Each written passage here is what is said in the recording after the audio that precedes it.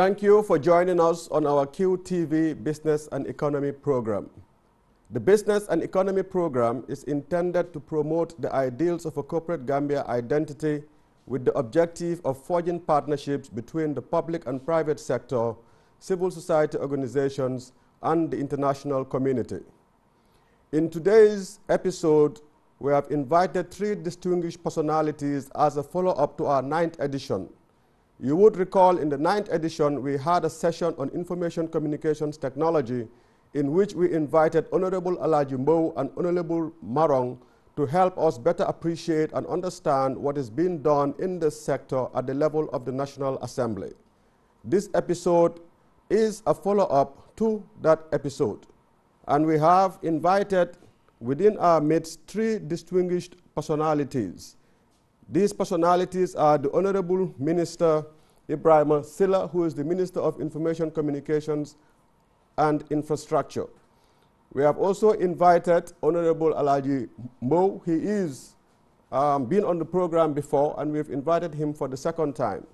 We have also in our midst P.S. Lamin Kamara, who's invited in his capacity as an expert within ICT, having served as PS at the Ministry of Information Communications Infrastructure.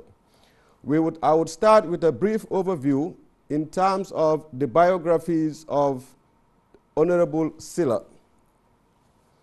Honorable Ibrahim Silla started his career with the Point newspaper in 1993 and later moved to New Citizen newspaper and Citizen FM radio, where he worked as a reporter and rose through the ranks to become the editor. He has over 25 years of uninterrupted journalism experience in both the electronic and print media, 15 years of which have been spent with the international media and international development organizations such as the BBC, with news coverage responsibilities for the Gambia, Senegal, Mauritania, Guinea-Bissau, and Cape Verde. His experience spans across information management, advocacy in media, human rights promotion, and campaign strategies on development issues. Honorable Silla has international development experience, having served in East Africa and Nigeria with the UNDP as a communications specialist. He has managed and supervised large-scale multi-million-dollar projects covering the entire continent, as well as country-specific thematic areas, with responsibilities for the Pan-African Radio Platform Project Coordinator for Panos Institute West Africa, which is funded by the Bill and Melinda Gates Foundation. He has also worked as project coordinator in Kenya, Nigeria, Senegal, and other countries. Before returning to the Gambia in 2017, Mr. Silla was working with the African Center for Development Reporting based in Accra, Ghana. Until his appointment as Minister of Information and Communications Infrastructure, Honorable Silla was the Director General at the Gambia Radio and Television Services.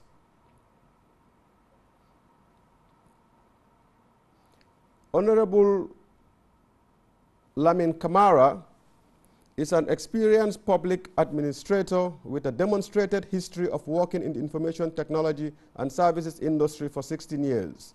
He is skilled in public sector management, public-private partnerships, customer relationship management, change management, and corporate governance. He possesses strong administrative professionalism with an MSc focused in communications management from Coventry University. He holds a BA Honors in Business Studies from the University of Glamorgan and Advanced Diploma in Business Administration. Currently, he is working at the Ministry of Petroleum and Energy as Permanent Secretary. He was a non-executive director of 5 different boards over a cumulative period of 10 years and chairman of Board of Directors of Gambia Submarine Cable Company Limited for 6 years. Also, he was chairman of the Regulatory and Communications Subcommittee of the Africa Coast to Europe Submarine Cable, a position that he has held for about 7 years. Honorable Alaji Mbow is an elected member of Parliament for Upper Salum District, a district in the Central River region of the Gambia. Honorable Mbow sits on the Finance and Public Accounts Committee and the Committee on Education, Training, and Information Communications Technology. Honorable Mbow is one of the 5 representative members of the Gambia on the Pan-African Parliament in South Africa, where he sits on the Committee on Transport, Industry, Communication, Energy, Science, and Technology. His work experience spans over 15 years and includes experiences as sales team leader at the AT&T Corporation in the US. Head of Network and Telecoms at Standard Chartered Bank, Head of Technology and Transactions Banking at EcoBank. Honorable Mbow is a co-founder and director of business development at Lasting Solutions, an ICT solutions provider. Honorable Mbow holds a master's degree in computer information systems from Kennesaw State University, USA, and a Bachelor of Science degree in computer information systems from the same university, and an associate degree in computer science from Atlanta Metropolitan College. Gentlemen, impressive biographies there. Welcome to the Business and Economy program. It is our pleasure to have you on this program. Let me begin by first congratulating you, Honorable Ibrahim Silla, on your appointment as the new minister responsible for the Information Technology and Communications Infrastructure portfolio. Thank you so much. Gentlemen, we realize the relevance of ICT and the role that it can play in our economic development aspirations. And if I may start with you, Honorable Mbow. Having been here the last time so that we can, have a sequel, to that first episode, what would you say are the reasons as to why ICT is yet to be a game changer in our business environment and for ICT to have a meaningful impact in terms of our overall economic development as a country? Thank you very much, Honorable Roberts. And I also want to congratulate the Honorable Minister on his new portfolio, and also my friend P.S. Camara for being on the show. Just to go straight to the point, with ICT in this country, it's yet to be a game changer, and there are several factors to that. Basically, we can start from grassroots, for example. Now, in this country right now, you will see somebody who has gone through high school, then you graduate, and you don't even know how to use a computer. That's one of the fundamental issues that we actually have, which means at the grassroots level, we are yet to embrace technology as a game changer in our economy, in the politics, and also in our economic development. And that's exactly where things are at this moment. Now, moving forward, also you're going to see that institutions, especially government, embracing technology, which have a lot of positive effects in government, in terms of transparency, in terms of efficiency, in terms of basically changing the way things are done in a more better way, in a more user-friendly way, is still lacking. Now, if you also look at the entire evolution of ICT in this country, let's go back to like 10 years ago where we were and where we are now, you're going to see that there is actually an improvement. But yet still there are certain fundamental things that we actually have to change as a country as a whole, which is basically the understanding from the school level, also the appreciation to embrace technology to move your businesses forward, and government cannot be left behind in that. Now, especially in the service sector of government. However, we have seen that things actually are changing, but changing in a very slow pace because of the fact that the infrastructure development in this country, in terms of ICT, is also on the mend, if I can say, or is actually also changing or moving forward. Because if you look at the country as a whole, you realize that ICT infrastructure, specifically internet connectivity, is still behind. Looking at the penetration rate in this country is really below the average of the continent. Because I think the last time I checked, it was about 17% penetration rate, which is way below the African standard of 28%. Then you go outside Africa, you're talking about more than 50% penetration rate. So we are still have a long way to go in terms of internet connectivity. However, due to these various things that actually is changing nowadays, which means people are actually becoming people are actually embracing technology. I think we will start to see some changes going forward, particularly mobile phones, for example. If you look at mobile phone in general in Africa, for example, internet penetration is about 28%, and then mobile phone penetration is about 70% in Africa, which is basically going very far. And I'm sure if there's a statistics that is done in this country, in terms of mobile penetration, I'm 100% sure you will see something in the figure like more than 50% or more in this country. So that means that actually we are getting somewhere. However, we need to have platforms or applications for services that government can actually render to the people to save time, to be more efficient, and also to reduce the cost on which people actually pay a lot from one part to another to be able to get a particular service in this country. But I think we are moving in the right direction, even though it is at a very slow pace, but I think we are moving. So we just need to put together certain policies together as a government so that we can make the pace faster. I would do a follow-up on that, but here I would go to the Honorable Minister.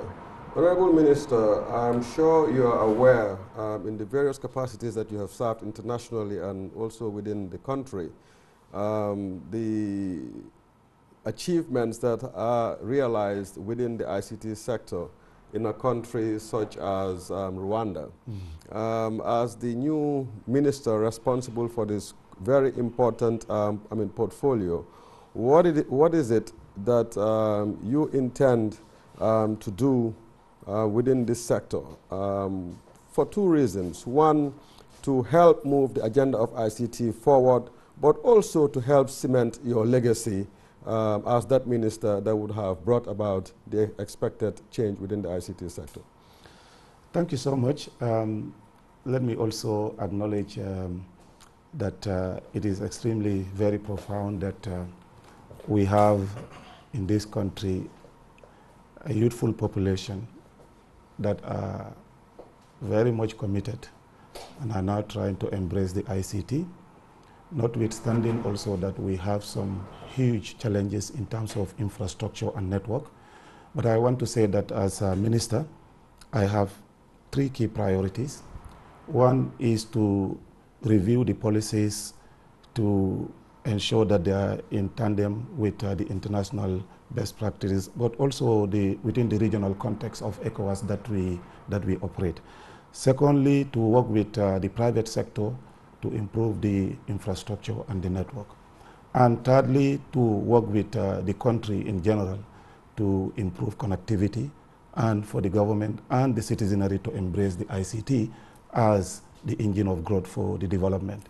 And this is doable, looking at what other countries have done and what some are doing right now, countries like Senegal, Ghana, where I just came from in my last posting, where in most cases, even local government councils and all other government revenue collection are powered through ICT, and this is helping those governments to improve on their revenue collection. So as a minister responsible for the ICT, we have decided that we should review some of our internal policies, but also to strengthen the ministry. We have already started rolling out the recruitment process for the director of ICT at the ministry. That is very important. And also we want to have a technical person at the decision-making level, where we want to have probably a deputy permanent secretary responsible for ICT and telecoms. These two positions, we believe, and also with the auxiliary staff who are well-trained and capacitated on issues related to ICT and ICT, development issues to, enhance the process of development in this country. We believe that if those things are in place as quickly as possible, it will help with the policy orientation and also to support the government in its development plan. We have started rolling out the NDP, the National Development Plan. And I want to say that most of the issues that we're talking about in the NDP will hardly be achieved, if the ICT sector is lagging behind. We need good connectivity. Look at the, even the telecom sector, where within the country itself, voice, Gambia, I think, is one of the few countries in the Africa where voice is so expensive. To call each other, interconnection charges are so expensive in this country. Call terminations from abroad to Gambia are extremely very expensive. So unless people can afford, communication, it will be extremely very difficult to talk about other, opportunistic development issues, that will help them understand that, they have to benefit from the dividends of the democratic gain that we have just, gone through. So definitely as a minister, these are my three key priorities, and we've started rolling out. We have the ICT Act, which I want to say that it's a very good document. We are setting up an ICT agency very soon. I mean, a cabinet paper is already, developed on this, and hopefully in the next few weeks, this will be brought before cabinet to discuss, and then, we can, start rolling out. Those things, I think, when they are in place, it will help the private sector and the citizenry in general, to start embracing the ICT. But it should start from top, I have to say. If government is still not using the ICT to power some of its development initiatives, if everybody is still using this paperwork in ministries, then most people who are in the private sector would not see the need to invest in this sector. So we need to look at it in a multifaceted way to help us understand that for this country to develop, for us to reduce cost, and for us to also be at a par with other countries in the region, we have to embrace the ICT. Thank you very much, Honorable Minister. We'll have a couple of follow-up questions on that. But let me turn to my good friend, Honorable Piers Kamara. You are one of the longest-serving permanent secretaries. Correct me if I'm wrong. At your former ministry, the Ministry of Information, Communications, Infrastructure. And I remember in 2012 having engaged with you when we were developing the National Export Strategy. Then I was at the Gambia Investment and Export Promotion Agency. You have heard the points that the minister has made in terms of what we need to do, what his priorities are for ICT to become a game changer in regards to the question I posed to Honorable Mbow. By your own reckoning and given your experience and where you sit as an expert on ICT matters, what do you think are the three imperatives that must happen to help underpin our economic development aspirations, especially in relation to the points that the Honorable Minister have highlighted vis-a-vis his priorities? Thank you, Honorable Benjamin Roberts, for being here with my colleague panelists, Honorable Sigla and Honorable Bo. So I can see I'm the odd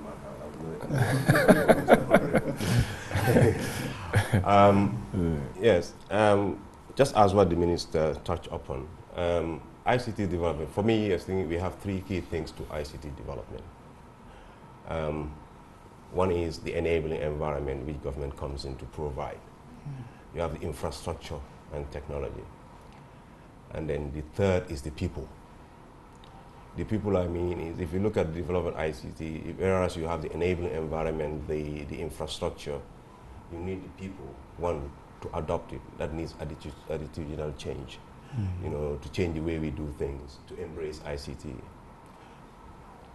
Two, when you talk about the people, it's people that develop the applications, the software. Because all that we are saying, the services that need to be provided, these are all done through applications.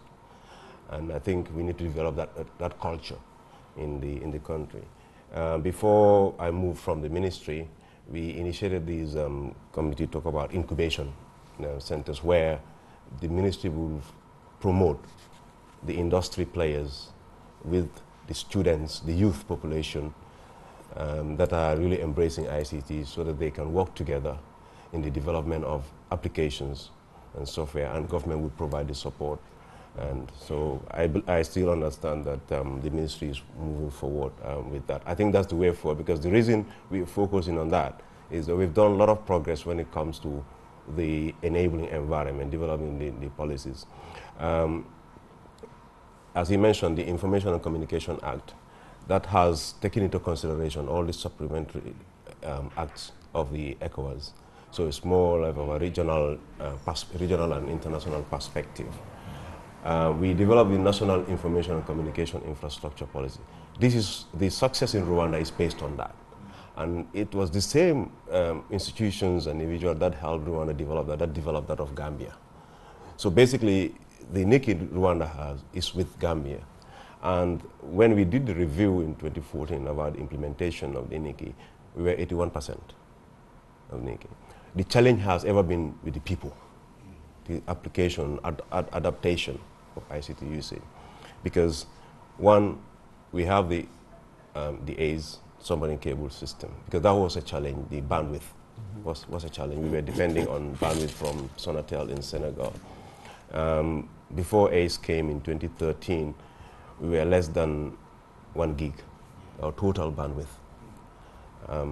Now we're talking about 5 gig of our total when ACE came in. So the bandwidth is there for us to exploit. It's the exploitation of the bandwidth. We moved from there. We felt, okay, there's still that's the international transmission element. We need to develop our local, transmission backbone. Then the ECO1 came in, and supported by the Islamic Bank. The ECOWAS was implemented, but still the uptake is very low. And we do know the challenges were about affordability, pricing. The operators would come in here, Gamtel will talk about the investment, how do you create the balance. Sorry. Following up what is happening in the sector now, and you note that already before I left, there was a cost study that was in place, so that to see how we balance those different interests. And I think they've already agreed on the pricing of the ECO1, which is already published on the Gamtel website, which I believe would be acceptable and could lead to the uptake of the ECO1. The other project that was on is, after having the national transformation backbone, the people need to have access. And we do know fiber cannot be comparable to wireless. Fiber is more stable, and more reliable. So the national broadband network project, which is already ongoing, is going to bridge that gap to make sure it is all around the country. It's a project that is all around the country to be that. That's the missing link. Yeah. And that project is, I think Mr. Silla is coming at a very good time, that if that project is realized and really optimized, it could be a game changer. Now, coming away from that, I still go back to the people, because if you look at it, the enabling environment is there, the infrastructure development are in place, the mobile operators we have that are going to 4G now. Not many countries in Africa have gone to 4G. So 4G also gives bandwidth, wireless bandwidth for people to use, but still affordability comes. I was in the Internet Governance Forum, and I said, yes, we talk about affordability, but I think there's 2 angles to affordability. One is, yes, lowering prices, but the other thing is about having the power to buy, the purchasing power. We look at, generally, salaries are very low in this country. So if you look at the cost of access, as a percentage of your salary, it becomes unaffordable. Even whereas you bring the price down, it will still become unaffordable. So I think there is need to see how we improve economic activity, economic growth. And I think ICT can play a key role in that. Because the development of the right applications that are used for service delivery by government, by other institutions, could make that happen. And also the youth population being encouraged, incentivized to participate in this area would be a good, would be helpful. We, during the NICI, also developed these action plans in the various sectors to see are important to drive ICT uptake in the country. And that is, we have an action plan for ICT in education, ICT in human resource development, ICT in agriculture. But the other problem is Gambia is coordination and collaboration. That's a big fundamental problem in this country. These things are developed, yes, in consultation with the various, but once the documents are to get the other sectors to cooperate and work with each other, now leadership comes in. And I think that coordination leadership, when I say leadership at the level of cabinet to hold each sector accountable, to make sure we avoid duplication of efforts, we implement our policies in the right manner. I think when we do that, we realize, because this is what is happening in Rwanda. Whatever Rwanda has is already in Gambia when it comes to policy, but it's implementation, and we need that leadership, that focus, to keep our eye on the ball and make sure we get it done. I think that's when last week we were meeting at the Office of the President with the Secretary General, our boss, and with all the permanent secretaries. ICT came in as an issue that we realized that it is needed to drive whatever we are doing. You know, document management system, what the, I know the National Record Service is doing something with that. Something is going on that. But we need to, the leadership need to embrace and make sure everybody is held accountable. We talk about, in government, there's a government email system. In that meeting, we said, oh, we need to get an email system. It's running. And I was the only one using it in that room. And I just had to leave my, you know, when people at that office are even saying it's not working here, I said, this is my laptop and this is a dongle. It's the government network. By the way, the first 4G network was built by the government. The first 4G network in this country was built by the government. We have a free capacity at ACE that we are paid for already, is there, and we are using. I mean, why would other government agencies go and pay for bandwidth when we have free bandwidth which we've paid for? I mean, it is sad. So I think these are the things, these are the gains we need to build on. Yes, we still have a long way to go. We need to acknowledge that. But I think the foundation is there for us to, you know, make ICT a game changer. And it is a critical enabler in the NDP. Thank you very much, I mean, Piers, Kamara. Let me now come back to the Honorable Minister, and I see that in both of the interventions that you did, both the Piers and the Honorable Minister, you alluded to the Information and Communications Act, which was also raised by Honorable Mbow in the 9th episode that we had here on ICT. I have had a chance to look at the Act. It is over 200 pages long and quite comprehensive. And I've also taken the opportunity to compare it to the Kenya Information Act, which is about, I believe, some 50 or 60 pages. And I mean, I've seen our act to be quite comprehensive and has covered a lot of ground as long as information communications technology is concerned. So the issue now is about implementation and ensuring that we live up to what the act has provided for. But I want to come to a point that you made, Honorable Silla, in terms of, and looking at your 3 priorities. These priorities are going to take funding. I know in the 9th episode that we had, we spoke about what is it that we could do as a country, and this question was posed to Honorable Mbow, to exploit the funding opportunities that exist at the level of the Pan-African Parliament. So what is your take on that, the funding? I know you spoke about the possibility of creating an agency to help with implementation of the requisite ICT initiatives we need to put in place. But funding is key. I know that when the president did his donor roundtable in Brussels, there were some pledges made to the implementation of the NDP. But if I was to ask, where would the funding come in to help us put in place some of the things that we want to put in place within your portfolio? I mean, what ideas do you have in mind?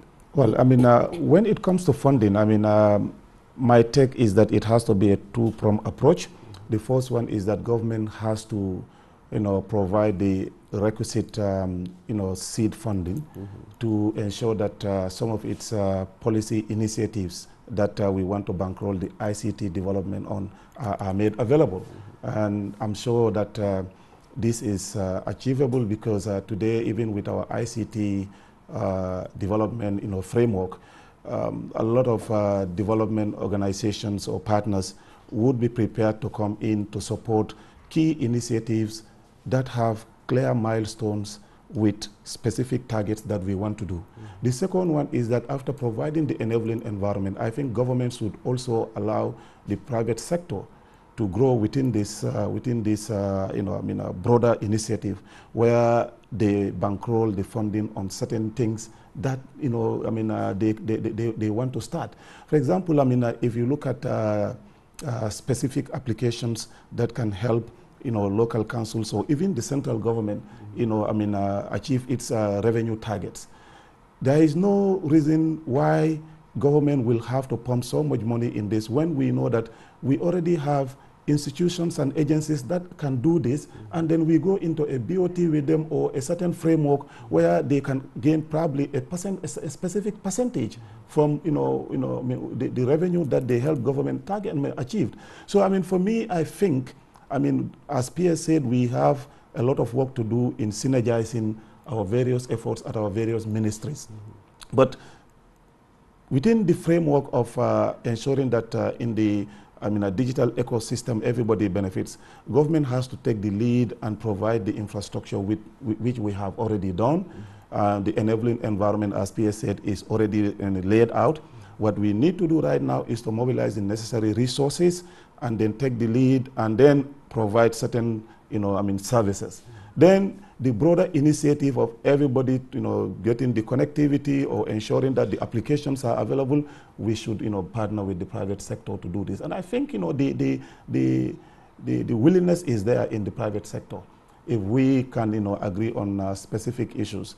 I am happy to say that, we have smaller, even ISP providers in this country who have started such specific initiatives that I think, as a government, we should support and then, give them the necessary backing to be able to, bankroll this big agenda of government for, connectivity.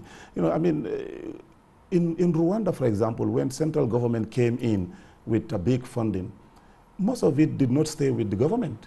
It went back into the private sector, and the private sector was tasked with key deliverables. And each deliverable was properly locked, and they were being followed on at every stage of the process.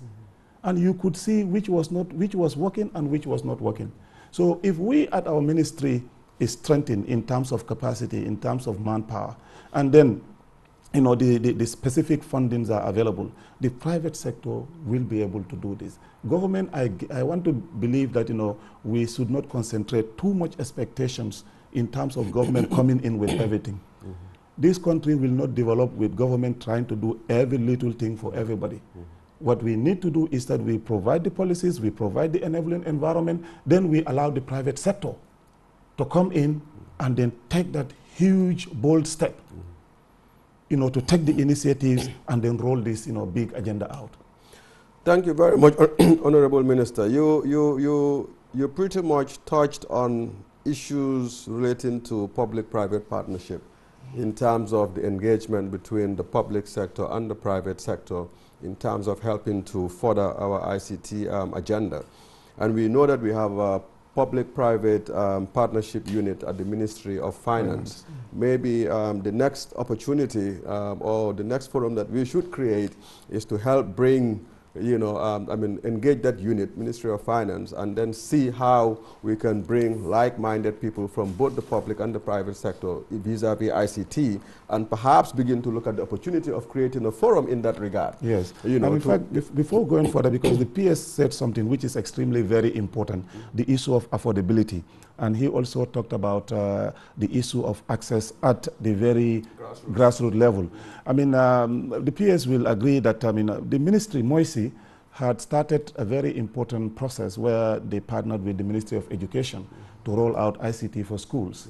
And when I came in, I realized that I think 9 schools are already been piloted. And I was in South Korea just 3 weeks ago before my appointment. My appointment found me in South Korea.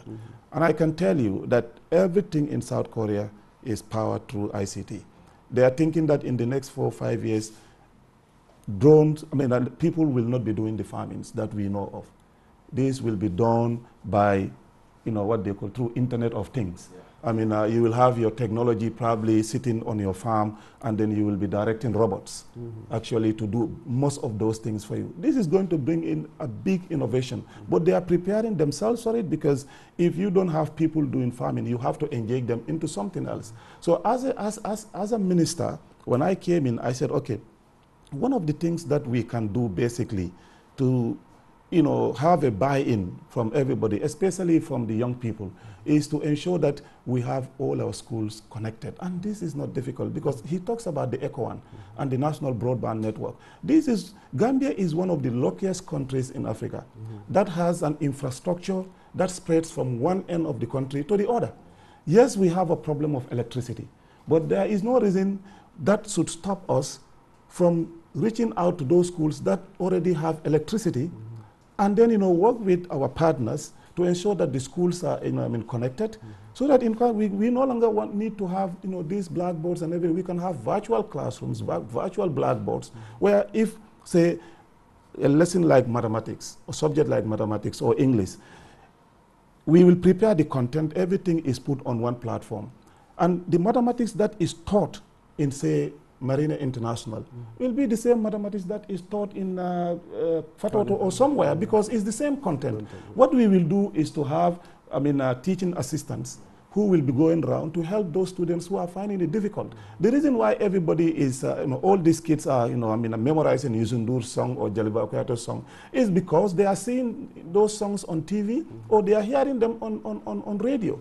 So the quickest way to help our students, achieve, or to help ourselves out of this underperformance in our exam results is really to embrace the ICT. And this is achievable. Already, Moisi has, we are reviewing our MOU with the Ministry of Education, so that, we can roll this thing out to our partners to support, in a grand style, the issue of, connecting the schools and education systems in this country. We are also thinking, for example, when you look at the issue of affordability, we know that agriculture is the mainstay of our economy. And what is the ICT penetration in the agricultural sector? It's almost next to zero. Now, we know that ICT could be very useful in predicting weather outcomes for farmers. We know that, for example, if ICT is well managed, farmers will not lose much when it comes to pricing of their products. So we can work with all these communities where platforms can be created for, say, vegetable growers and also women gardeners. For example, if tomato is sold at $10 in Serekunda market, already Senegal has this called the Manobi platform. In Kenya and other places, they have this. You will not lose on the price because you no longer need a middle man to come and then tell you this is the price for your product. The platform is doing that for you. Through messaging. Through messaging. Yeah. Yeah. So we are saying that if we can harness the opportunities in this sector, it will be a very big thing for this country because everybody will benefit. For example, we can come up with a strategy with the Ministry of Agriculture where vegetable women gardeners will be organized into platforms and groups. And these groups will be linked with great buyers, say, in the UK and other places where big supermarkets are going to buy directly from the farmers. And when they buy direct, before 1994, Gambia used to export about 90 tons. For agriculture? Exactly. Yeah. I see no reason why, in a democratic situation now, we cannot triple that. And with that, we can engage a lot of women and vegetable gardeners in this country at the small sector level, where they can be linked with the big buyers abroad, and they give them the farm gate price internationally. With that, we will also put them on the same platforms, and then they'll be able to afford the cost of having to buy maybe data to be able to go through what the buyers in other countries need. So these things are affordable. Most women in this country today have their own mobile phones. One thing that is helping this country is that everybody has a mobile phone. And nobody has to tell you what to do with your mobile phone to be able to call. What we need right now, as the PS said, is to come up with easy, user-friendly applications that will help our, unlettered, compatriots in the rural areas to be able to use their mobile phones to link them to the service providers and the buyers to also, boost the digital dividend that we want to see in this country. Okay, let me go to Honorable Mbow, and still on the issue of funding. You sit at the Pan-African Parliament, and you know there are funds available at the Pan-African Parliament. And I know, as you indicated the last time, that body is an advisory body and not an implementing body, as it were. But that is the expectations, depending on the number of countries that ultimately ratify the various protocols. But the minister made a point here in terms of funding, and we know that government cannot do it all. Yeah. Yes, there are pledges vis-a-vis, from the EU, vis-a-vis our National Development Plan. But what is it? What would it take at the level of the Pan-African Parliament for us to begin to get our act here together in country to make some sort of petition or engagement to help us, mobilize some resources, from at the level of the AU. Okay. Thank you very much, Honorable Roberts. And just to say a little bit about the collaboration that the minister was talking about with the Minister of Education. For me personally, I think that's the way forward. We need to harmonize those policies for the education sector and from his own ministry together, so that together they can have a very straightforward and also a very common way going forward. Otherwise, one will be going this way, the other will be going the other way, and I think that's a really very good thing. And also to let him know that those high schools that were built with those ICT labs, actually, I was part of that. My company was part of that, and the one for Jamisa, the one Charles Jao, Bakao, Fatoto, Amity High School, Kaur Senior Secondary School. Actually, I was really part of that thing. My company actually built most of the network and provided some of this training and sort of all the equipment. Personally, I think we should have continued that trend, which was really excellent. Because if you look at those computer labs, actually, you can check even at the university level. Those labs were even more sophisticated than the one we have at the university. So for me, instead of actually waiting to get funding from somewhere else, I think we also need to start from our own. Let's try to mobilize money from our own coffers and then try to build those laboratories in those high schools. Because otherwise, if we're going to get funding, sometimes there's something attached to it because you're going to do it their own way. And we know ourselves better. We know what we need. And if we're going to use our own money, basically, and try to reduce external funding, I'm not saying we don't need it, we do need it. But again, I think we need to use our own money to develop some of these things. If we can help 10, 20 high schools every year and build computer labs, in the next 5, 10 years, I think every high school in this country will be equipped with a very good computer lab. Now, going back to the Pan-African Parliament, like the last time I told you, we are basically an advisory body. But we are also aware on the committee that I actually sit on, Transport, Energy, Science and Technology, that there's a AU initiative called PIDA, which basically does infrastructure development. And an example, the Gambia Brief example, which is part of, actually came from that idea. Now, the PIDA initiative, which is infrastructure development in Africa, is not only about transport, but also in science and technology and ICT as well. Because the plan is by 2040 for them to have a bandwidth that will be between 8 to 10 terabytes. I think the PS was talking about 5 megabytes. Yeah, but the idea they want to have, which I think they are going with that one, is to have between 8 to 10 terabytes in bandwidth across the continent. They are already doing the linkages between certain countries, but again, the road network first, a railway, energy, they're all doing all those things, for example, right now. And I think the Gambia Bridge is one example that actually came out from that PIDA initiative. And I think they can continue to do more in that aspect. They've also done certain training for IXPs. I'm sure the minister, DPS will also is aware of those things there. Now, all these things, creating internet exchange points within countries in Africa is also going to help in terms of reducing the cost. Because when you have those internet exchange points across the continent, what that does is going to help build local content, and also the internet traffic also will be localized. What does that, when it's localized, we mean the cost is also reduced. And according to the study they have, when we localize the African content, internet traffic, for example, it's going to help save the continent more than $500 million. And I think that's really a very, very good saving for us. Now, in terms of funding, I think we need to get in touch more with NEPAD at the AU, which is because they're the arm that actually does this infrastructure development, to see exactly what can we do together as a continent and as a country, so that we can also help to move our ICT agenda in this country. They are doing a lot in other countries by training, for example. I think the last time we've been told that they've trained more than 500 and something people that would basically do step-down training, so that they will be the agents of change in their various countries in terms of ICT. And I think we need to take advantage of those things, and then also embrace that, and also ensure that we are aware of those things there. And I'm sure with the Minister of Foreign Affairs that actually sits on some of those boards may be able to help us. But again, the key thing is the fact that we need to synergize the various ministries for them to understand and talk the same language. When we do that and harmonize our policies, together we can move forward as a country. And the most fundamental thing also, which I do keep saying, we must use research to underpin the policies that we make. GBOS is here, and I think, personally, I think they are well-resourced. I'm not in terms of finance, but I'm in terms of capacity they have.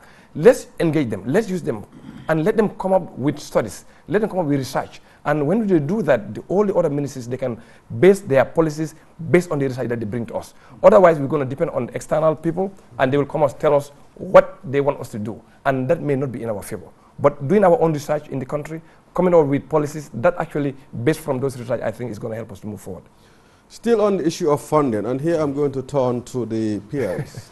We spoke about public-private partnership, an area that I know you have interest in. What I want to ask is, given the opportunities within the public-private partnership initiative and looking at the realities on the ground and knowing that funding is needed to help push this. We have heard Gambians talk about Gambia needs to own its own country in terms of what we do.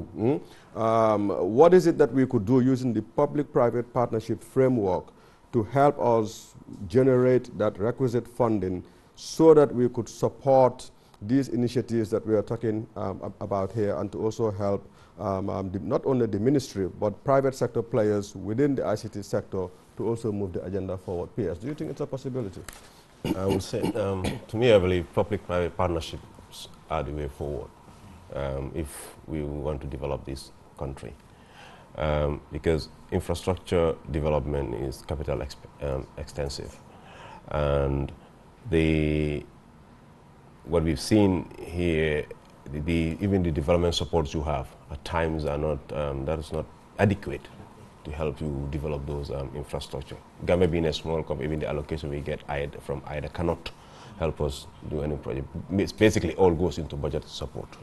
And if you look at our budget, the budget doesn't have meaningful resources for infrastructure development in this country.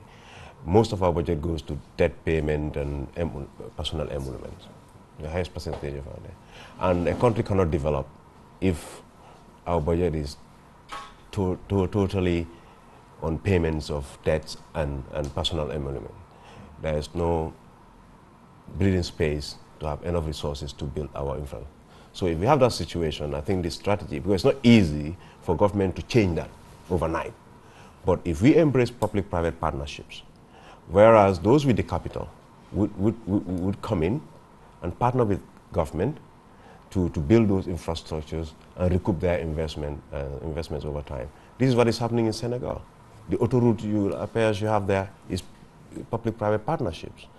You know, the airport you have there is public-private partnership, and it's one of the best airports, if not in Africa, but in West Africa, I would say, modern airport.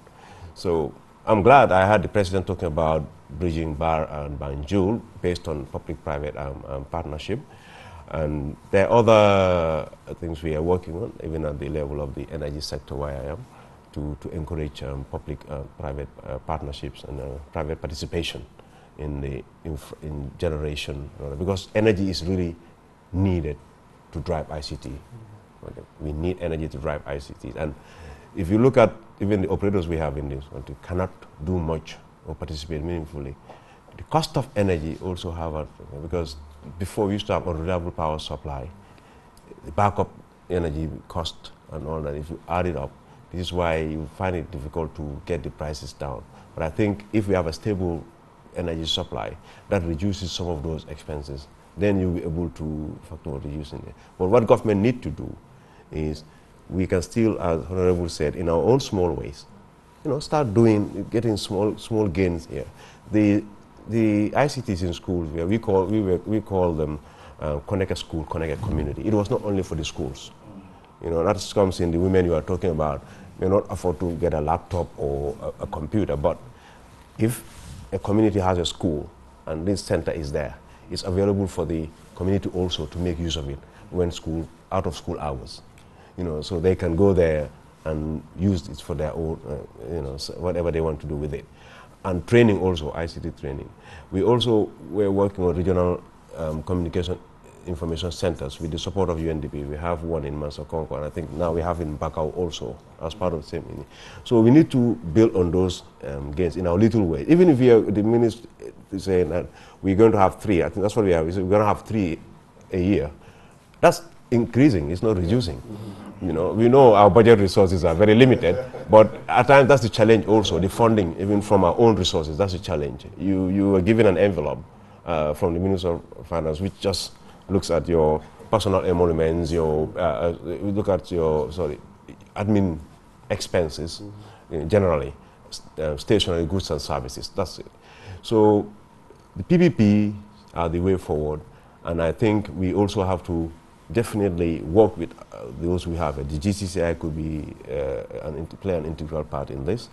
The operators, the ISPs, I think that's the reason of having the incubation, thing, the center we are talking about, to see how we forge ahead with PPPs, developing applications, making use of ICTs in our day-to-day activities. Just wanted to correct something about the penetration rate, Honorable Mbo said. When it comes to mobile penetration, we have 120%. We are almost one of the leading countries when it comes to mobile penetration. Now is to build on that to improve internet connectivity. And I tell you, the last time I was involved in a discussion, there's a lot of uptake in up-country when it comes to internet. So in the area of Basay and others, there are a lot of uptake there when it comes to internet. Because traditionally, what the operators used to do, they focus their development within the Greater Banjul area. And I think the likes of QCell coming, that started with that. We've seen the gains they get in reaching out to the other. Because what we've seen generally with Gambia, it's not that people are not willing to also take up this, no.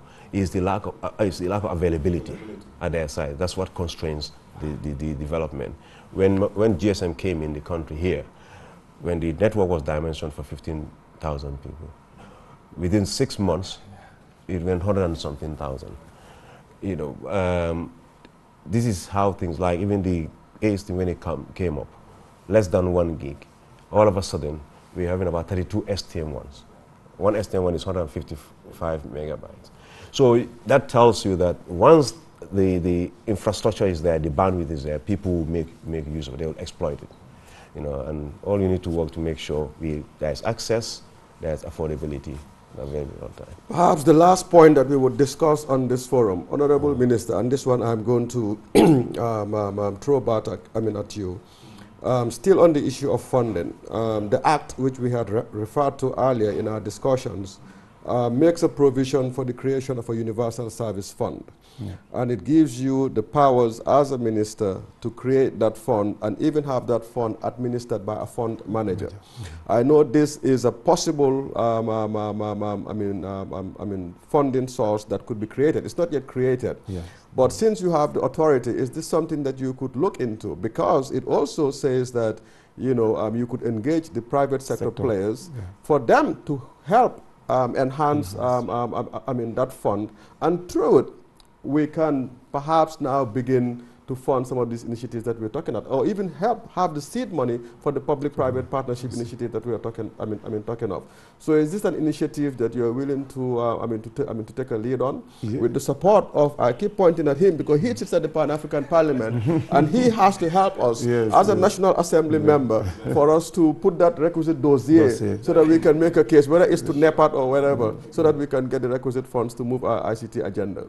But is the service fund something that you're willing to to push through? Oh yes, that is extremely very important, and that is why we said if we have this ICT agency set up, we want to streamline all this under this agency, so that we at the ministry will now have the opportunity to coordinate these things effectively, because at our level also we have to acknowledge we have some issues when it comes to capacity. And we thought those things, we need to work on them quickly. Very soon, hopefully, we'll have an ICT director, we'll have the Deputy Permanent Secretary for Technical. And then this ICT, CP, which is, a cabinet paper, will be, taken to cabinet very soon. And then, we start working on establishing that. Unless those things are done, because when you have the funding window, established, and you don't have the requisite capacity, you still will have a problem. So we quickly are working on this thing so that within the next 2 months, something can be, because people are no longer prepared to wait.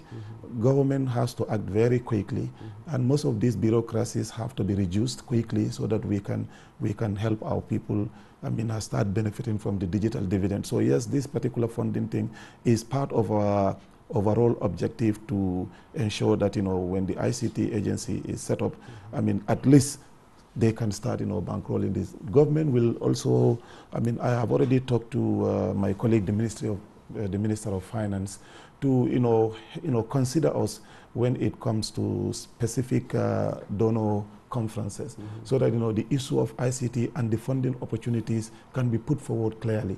It's extremely very important, because when government takes the lead in some of those things, when the seed funding is made available, I'm sure it will make a lot of things much easier.